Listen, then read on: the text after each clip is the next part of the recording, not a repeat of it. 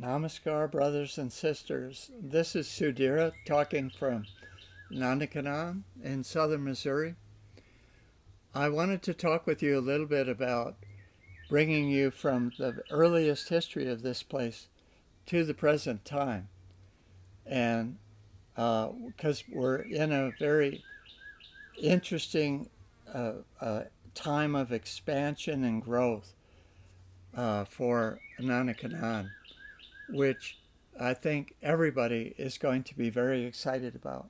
I know we are. In the very beginning, in 1983, when Ananda Marga purchased this property, the main thought was just to have a place where we could hold our own retreats and, with our own vibration, our own food, and so forth.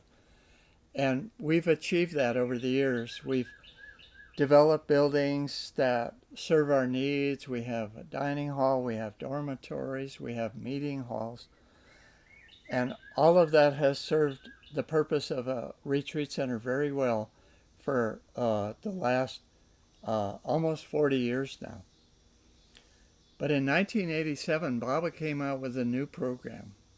And the program is called Master Unit. And in that program, Baba envisions communities based on rural properties like we have here and that serve underdeveloped economic areas and that will provide an example to the whole society of how a spiritual community can look. And so that is what we're engaged in now. A kind of a transition from thinking of ourselves, thinking of Ananda Kanan as a retreat center primarily, to thinking of Ananda Kanan as a master unit with all of the various aspects that Baba wanted included, which basically includes everything that a community has. And so we have a number of things. We have a committee that has formed to do research, to identify important things that we need to develop and we need to have in order to have the basic support system for this emerging community.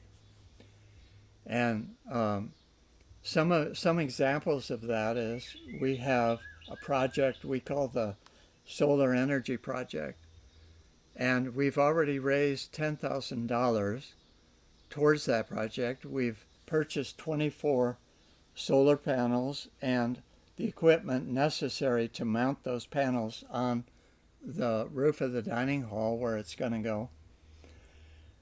We need, approximately $15,000 or more to finish that project.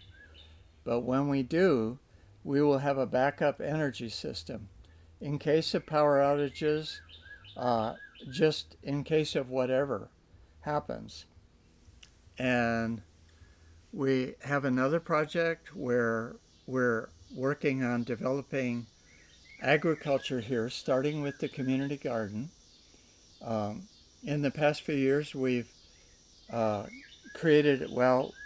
we actually have gotten a grant and put together a greenhouse right on the site of the old garden, and we're expanding the garden around that. And eventually the idea is to provide a constant source of food for the community that's going to live here. That will be the community garden. And so we're looking forward to expanding that project.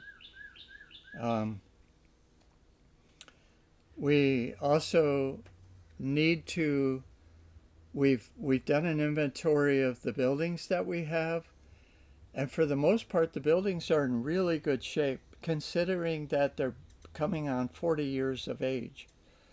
The buildings are very stout and in good shape, but there are certain maintenance things. Some things are getting old, some things need a coat of paint. There are a couple of roofs that are nearing the end of their life that need to be replaced and repaired.